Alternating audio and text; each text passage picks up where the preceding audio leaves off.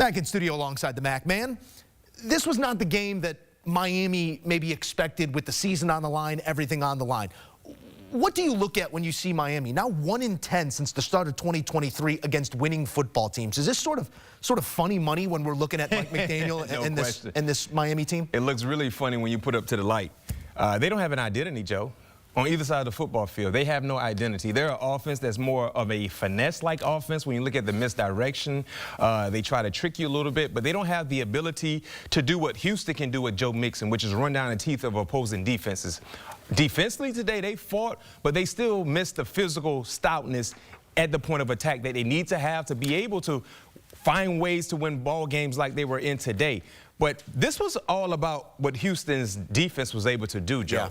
Yeah. Tua Tagovailoa came into today's matchup not really being sloppy with the football. He's been really, really efficient since returning from his injury. But today, 3 interceptions. Derek Stingley Jr. is playing like an all-pro corner.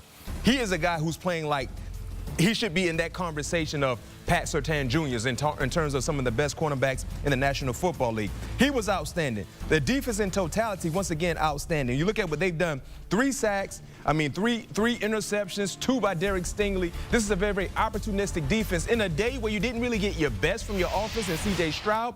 No turnovers from C.J. Stroud, which is a plus. That's something to build upon. But when you look at what the defense is able to do against this type of explosive-like offense. Yeah, the personnel group. The personnel, this is something to build upon. Yeah. And this was an opportunity for Houston to kind of get back to being the team that we saw a year ago, coming off their bye week with an extra few days to prepare for the Miami Dolphins. This was a game you could not allow to squander away from your team. You were able to get a job done, and kudos to the Houston Texans and winning and basically putting dirt on the Miami Dolphins in terms of their playoff hopes. Do you expect this Houston offense to meet the effort of the defense at some point, or we have the sample size, we know what they are, and it's always going to be a defense-first effort from here on out? You would hope that the offense can kind of meet the level of production of the defense because they have dudes on their offense, even without Stephon Diggs. Remember this offense from a year ago. You had a rookie quarterback, C.J. Stroud. You had a rookie wide receiver in Tate Dale. You had a wide receiver who's been trying to figure things out in Nico Collins. And voila, you were outstanding.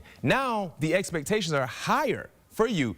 They have yet to reach those said expectations, but now it's about thriving football in the month of December. It's time for the offense to turn the corner for the better because your defense is playing like a championship caliber defense, the way they put pressure on opposing quarterbacks and the way they sack the quarterbacks. If you can just get a tad bit better offensively, you can make things extremely interesting in the AFC. And that was the expectation before this season started. The expectation from Miami was far different as well. Tua, he was humming right along, completing 75% of his passes for about 325, 11 touchdowns, no interceptions over his last 4 games. But water finds its level, and the fish are out of water. All but over for Miami this season.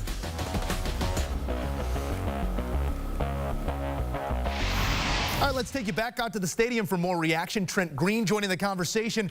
Trent, this was, again, billed as a matchup of high-profile quarterbacks, but it's the defense for Houston leading the conversation. What'd you see from that group in this game?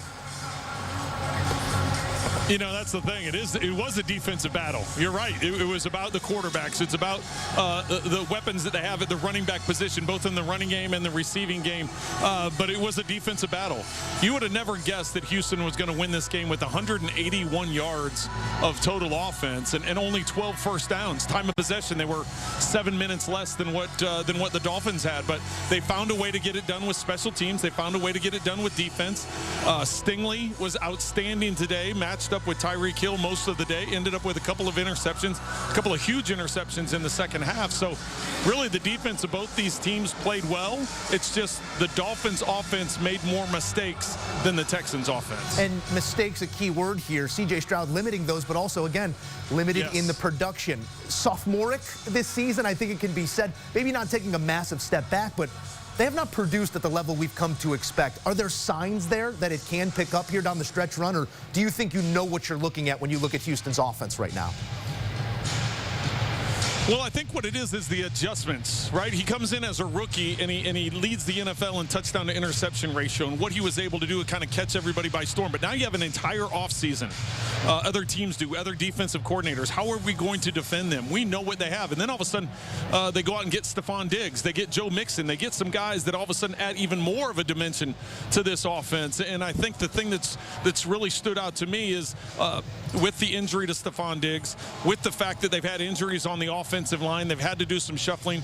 Mixon got banged up today, but what Stroud was able to do today is not make the big mistake and really being efficient with the football, relying on his defense to get them field position, relying on the special teams. The fake punt was a huge play in this game to get him a first down inside the red zone. So finding ways to get it done. Yes, you can say from a number standpoint, Stroud has taken a step back, but I think he's almost taken a step forward in that he's learned how to be more of a game manager. Teams are playing more zone against him, not playing man-to-man to where he can use Nico Collins and some of his weapons, Tank Dell, in those one-on-one situations. So forcing him to be disciplined enough to work the underneath routes and hit the checkdowns, and he was that way today. And there's going to be some high-level opportunities, likely playoff football in that building for Miami. Yep. We can all but close the book on them here, and they feel like they're at a bit of a crossroads. B-Mac and I were just talking about identity. Last year it was so rooted in that Mike McDaniel run game. What did you see this season in that lacking identity for Miami? Well, it was, and the run game had dropped significantly. And I think, number one, it starts with Mostert. His production had dropped significantly. He was nearly 1,200 yards a year ago, 21 total touchdowns. He's barely around 400 yards and 3 touchdowns. So his production's dropped a lot. Some of it's age, some of it's injury. Achane getting more involved. A year ago, they rarely used the tight end, only 41 receptions and no touchdowns. Then they go out and get Jonnu Smith to try and factor that in and get the tight end utilized more. But Tyreek Hill, the last 2 years, 1,700 yards receiving. He's barely going to get, if he gets to 1,000 yards receiving. So teams are defending him differently. They understand that they want the big play. It's about the screen game, extended version of the run game, and also the big plays, yards after catch. Teams have done a really good job of limiting the big plays that we're so accustomed to seeing from this offense. Fantastic stuff, as always, from Trent Green. Trent, safe travels. We appreciate you stopping by here on HQ. All right. All right, thank you. And don't forget, there's only one way to start your Sunday. That's with the gang. JB and crew setting the stage. This week they were live on site again for a big one on CBS, Lions and Bills. Every Sunday, 12 Eastern, it starts on CBS and streaming on Paramount+.